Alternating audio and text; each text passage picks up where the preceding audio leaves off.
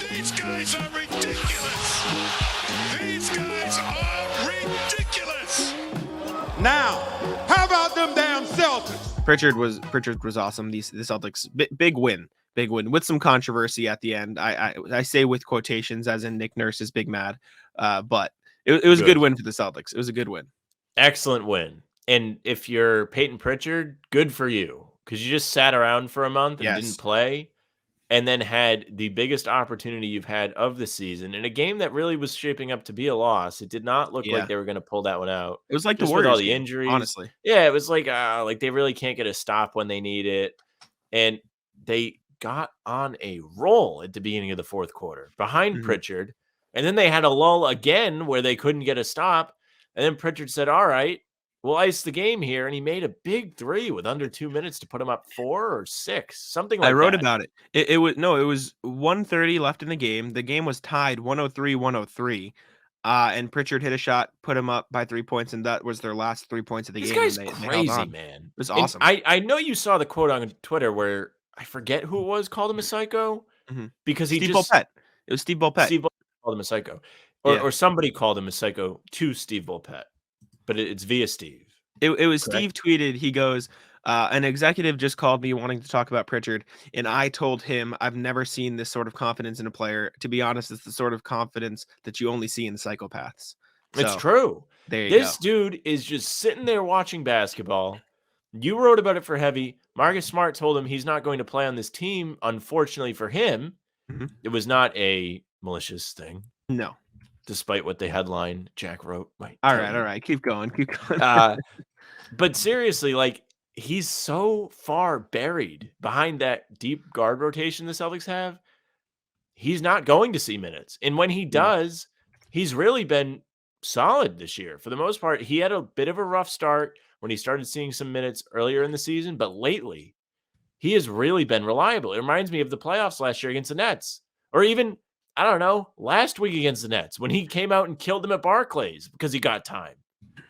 I mean, this guy he loves the opportunity. That Nets game too, he was the guy kind of in the fourth quarter. He had 10 points in that game and they came back from 17 down. He was a big part of it. He made big shots. I will say, I wrote about Pritchard this morning for Celtics blog. He got all the opportunities under Brad Stevens in his first year. This is a guy who's had 3 different head coaches in 3 seasons, right? We don't talk about that enough because the Celtics have had this consistent core. He's had to re-earn his spot in the rotation twice now. He earned it with Brad Stevens his rookie year. It took him some time and he got in there. He had to re-earn it with Ime Udoka last year, and he finally got back in there. And to be honest, the way he earned it with Ime Udoka, if you remember, it was a big game against the Pistons. You remember that game where he popped off in the fourth quarter and he helped them earn a win? That I don't remember off the top of my head, which is weird. Usually I'm pretty good about knowing stuff. At least with the Celtics. I'll find the box score as we're talking, but he earned it with a big performance. He helped the Celtics to win. I think Jaylen Brown was out. I remember they had injuries and Pritchard had to step up. It's pretty similar to the way he just played right now, and it's going to make Joe Mazzulla's life very, very hard because I also wrote an article for Celtics blog about how he's going to have to figure out minutes with Brogdon and Derek White if Robert Williams is to continue starting. And now if Pritchard needs minutes too, it's going to be a disaster for Mazzulla to figure out because you're going to have Celtics fans saying, give this person minutes, this. You can't give everyone minutes. That's just the reality of the situation. But in your opinion, should Payton Pritchard be a part of the regular rotation now? No. I mean, maybe if you want to play him instead of Hauser, who has not seen run in the last 2 games, to my memory. Is he hurt? No, he's not hurt. He's just fallen out of the rotation. Yeah, he's out of the... That's bad. If he didn't play in that Raptors game when they had nobody out there, maybe Pritchard does go in that rotation. He was a DNP Hauser. DNP. Here's how you got to think about it, right? If Hauser's not knocking down shots, he's really not giving you anything special. Yeah. The difference between him and Pritchard is that one, Hauser's taller, so it makes him more able on defense, per se. Doesn't mean he's going to be this tremendous defender. And he's been good there. And he's been fine. Yeah. Now, Pritchard traditionally has been able to shoot the 3 at a high clip. Before this season, he has been a career 40% three-point shooter. This season, I'm not sure what it's at. It's probably on the rise because he's been good lately, but it's really tough in the role he's played this year to be that consistent. It's down this year. However, The career numbers tell you he's 40%, at least before this season. It still might be 40%, including the season. I'm not sure. It is It on the is. season on his career. 40.3% is what he's at. 40.3%. Okay, fine. So you need somebody to shoot off the bench for you. Pritchard can also do that. He can't defend like Hauser can with the size. However, we've seen it over the last couple appearances from Pritchard.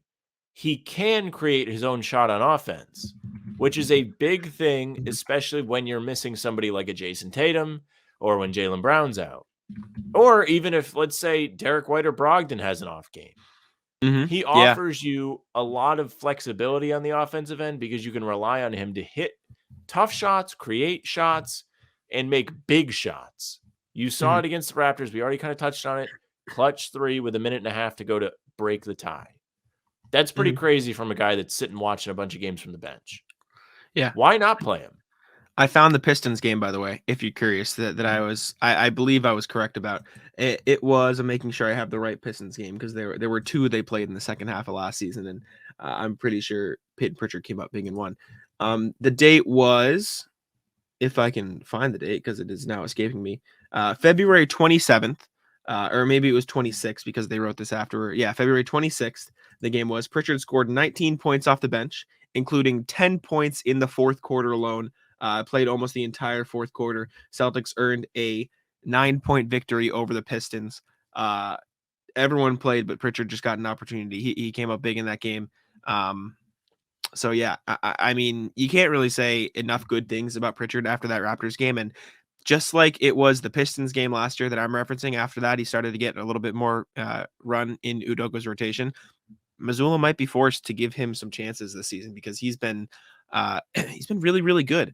And with the trade deadline coming up, maybe this is him increasing his value for Brad Stevens to trade him. But I think it's really hard to trade him because I don't think you're going to be able to get equal value for Payton Pritchard. Agreed. If trading Pritchard is the difference between getting a legitimate rotation piece at the wing, then sure. But other than that, you can't really trade Pritchard with how well he's playing because you're just not going to get the return on investment that you want. And at this point, you probably just run out the season with him, use him in the correct spots.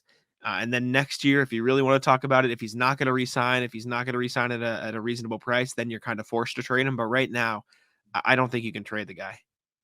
I'm not convinced that they need to make any trade because I'm really starting to feel like the buyout market's going to be where they find whatever they want, mainly because of what you're saying is the money is really tough to make work.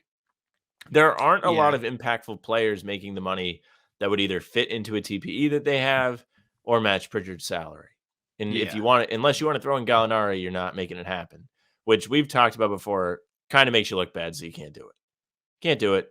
Guy tore his ACL, wants to be here. You can't just deal him. And he's posting all this stuff looking like he's, on the way back. He talked to an Italian media outlet today. He said the goal is to be back for the playoffs. So if you want some hope, Celtics fans, there you go for Gallinari. Yeah.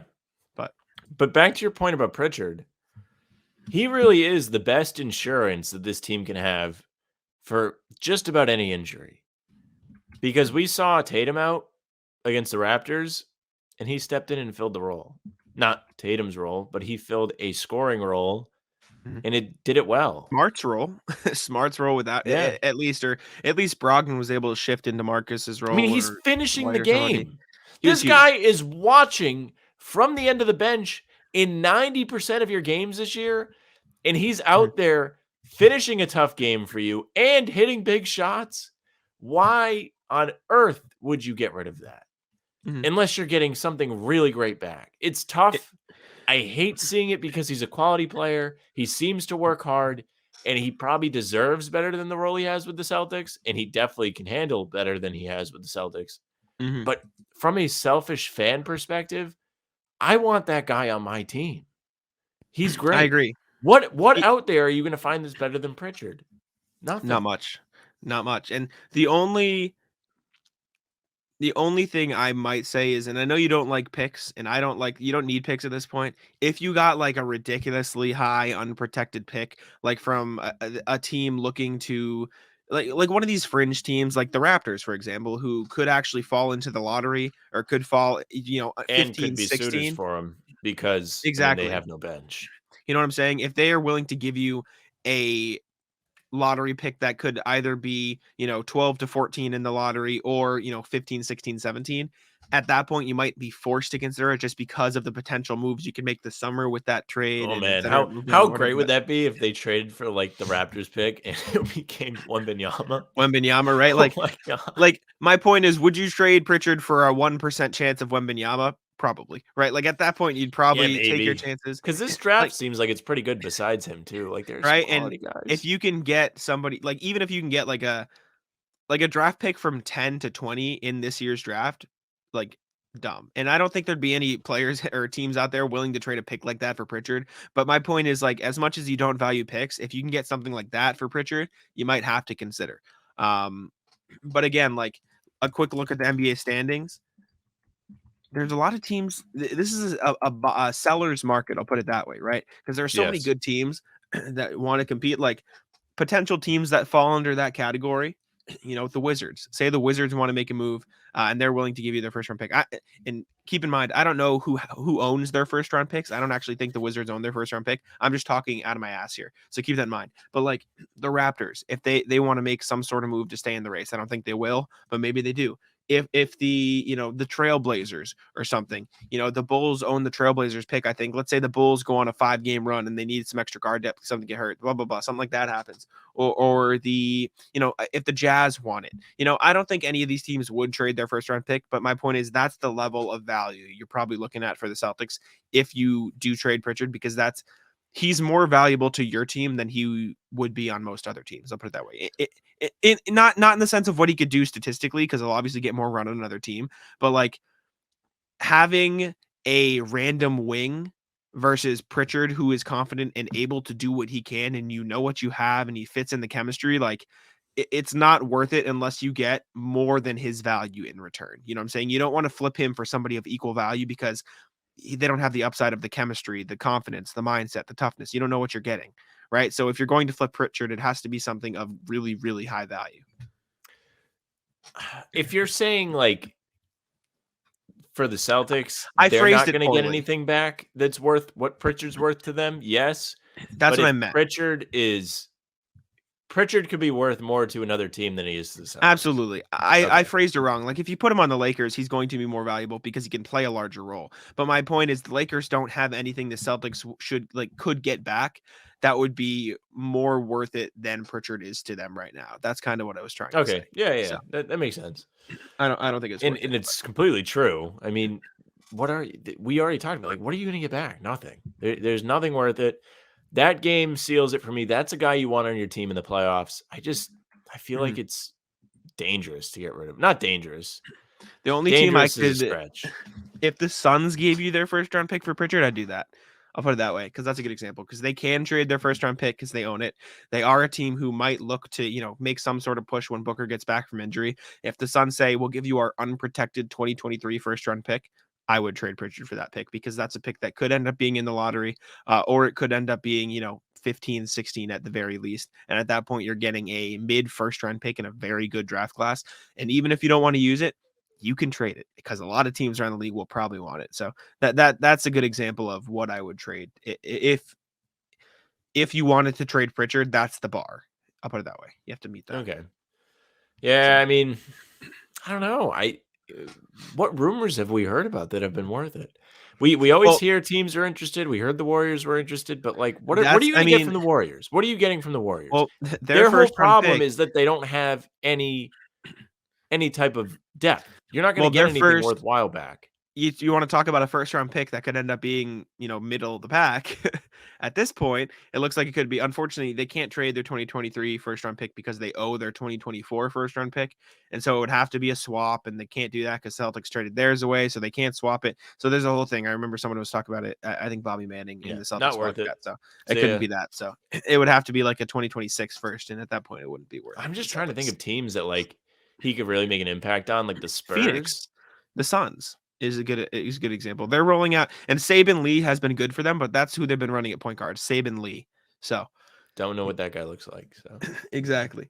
Other than that, like the Thunder, if they want to actually make a play and push, but they're not going to trade you their pick. Hell no.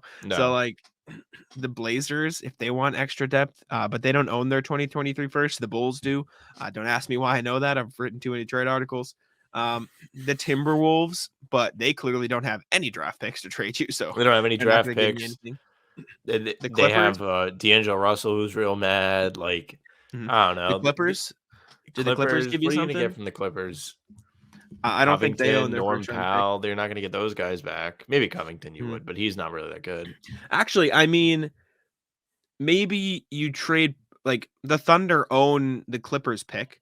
So maybe, and it's a swap. So maybe the Thunder say, we'll give you this Clippers pick for Payton Pritchard, which again, I don't think the Thunder would do. I don't think they're in a state where they're going to trade any draft picks. But my point is that is the line, because even if you can get a chance at winning the lottery or something, that is the bar, or even, a 15, 16, 17, 18, 19, 20, etc. But I don't think it'll happen. We're just talking out of our ass at this point. I don't think the Celtics are trading Pritchard. I think the buyout market is far more likely. Did we talk about buyout market candidates last time on the pod, or did we talk about it last week?